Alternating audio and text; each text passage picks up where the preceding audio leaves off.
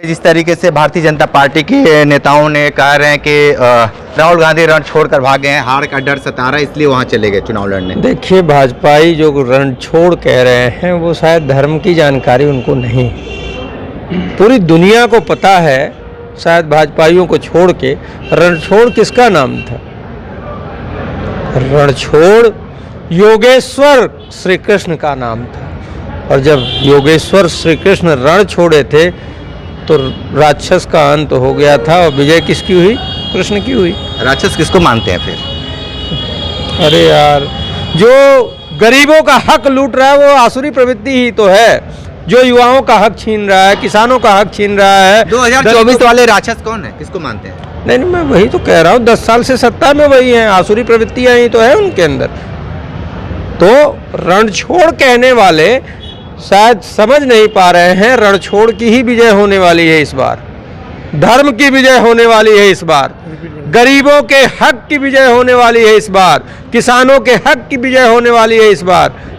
और वो समझ ही नहीं पा रहे हैं कि कह क्या रहे हैं। ईश्वर उनसे कहलवा रहा है रणछोड़ की ही विजय होगी, कांग्रेस इंडिया गठबंधन की ही विजय होगी।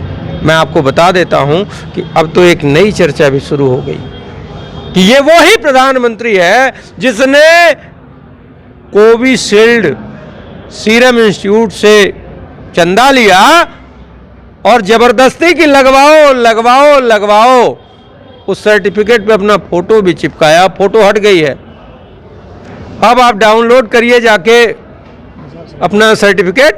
वो तो अब क्यों का मामला था, लीजिए, आप लोग किसी का चल बस चाहिए, बस आप लोग निचोड़ निकालना शुरू। अरे सुन तो लो, चुनाव जीतने के बाद फिर आपको बस सर्टिफिकेट मोदी मिलेंगे। नहीं मिलेंगे क्योंकि मोदी हार रहे हैं, तो आप सर्टिफिकेट में और भी लोग हैं क्या मानते हैं? विधानसभा चुनाव में आचार संहिता नहीं लगी थी, पार्षद का चुनाव हुआ, आचार संहिता नहीं लगी थी, अभी आचार संहिता लगा। अरे सुन लो, ये तो एक प्रोपेगेंडा है। मैं ये कह रहा हूं कि जनता इस बात को अब समझ रही है। जब सीरम इंस्टीट्यूट और जो मैन्युफैक्चरर थे उन्होंने यूके की कोर्ट में ये कहा कि कोविशील्ड वैक्सीन लगाने से ब्रेन हैमरेज हो रहे हैं, ब्लड में क्लॉटिंग हो रही है, इसी वजह से हार्ट अटैक हो रहे हैं, जब उसने कोर्ट में स्वीकार किया है तब जनता में, हमारे गली मोहल्लों में जो नए युवा हार्ट अटैक से मर रहे हैं वो अब इस बात को समझ रहे हैं कि देश के प्रधानमंत्री ने 52 करोड़ के चंदे के लिए देश के जो गरीब लोग हैं उनके जीवन का सौदा कर दिया।